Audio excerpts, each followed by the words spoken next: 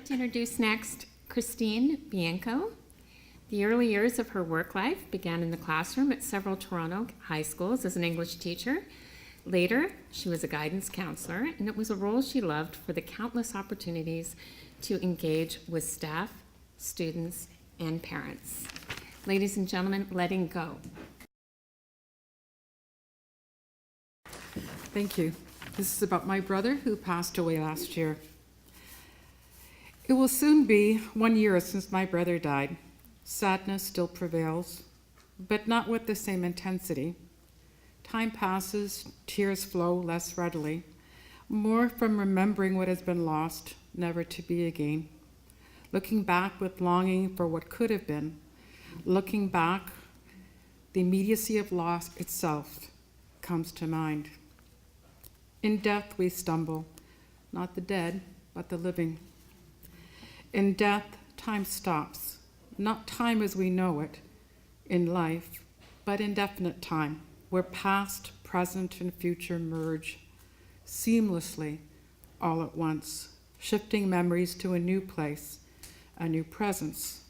Maybe in dreams, maybe in pictures, memories shift, at first with great intensity, over time more gently, allowing for an edited life story to move forward. My brother died following 7 years of struggling with the ravages of dementia. 7 endless years, 7 unrelenting years, stripping speech, appetite, mobility, and immediacy of knowing and being. 7 years of life gradually diminished. No longer the brother and husband and father and friend once so full of energy and humor and sensitivity and intelligence and love. Upon his release from the remnants of a body diminished by his life-crushing illness, I imagine him fully restored. I see my brother as a young boy and then as a young man, at times sporting an impish grin at some well-kept secret, at times appearing intense and thoughtful, mindful and present as a brother, mindful and present as a son. Life lived as fully as possible, as honestly as possible, as fiercely as possible.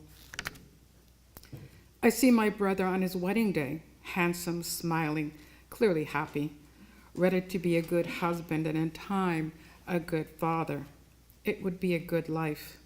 Life lived as fully as possible, as honestly as possible, as fiercely as possible. And so I stumble, calling my brother to mind. I stumble over memories of life lived in a family that was not perfect. My brother did not always enjoy being the only older one, putting up with a little sister that simply would not go away. Despite our differences, there was trust that life in our less than perfect family would be enough to launch us into our separate lives as they unfolded. I stumble knowing that there were times when harsh words were spoken, ending in a distance that forged unrelenting silence, time lost, opportunities lost, until my brother's illness brought us back together, allowing for a different kind of conversation, one in which I did all the talking.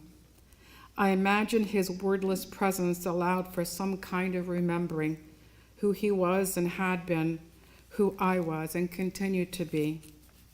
Thinking of him now, I imagine his presence. Remember the sound of his voice and laughter. Remember the slow, steady manner in which he moved, rarely in a hurry. Thinking of him now, I stumble, but do not fall. The memory of a brother well loved sustains me. Thank you.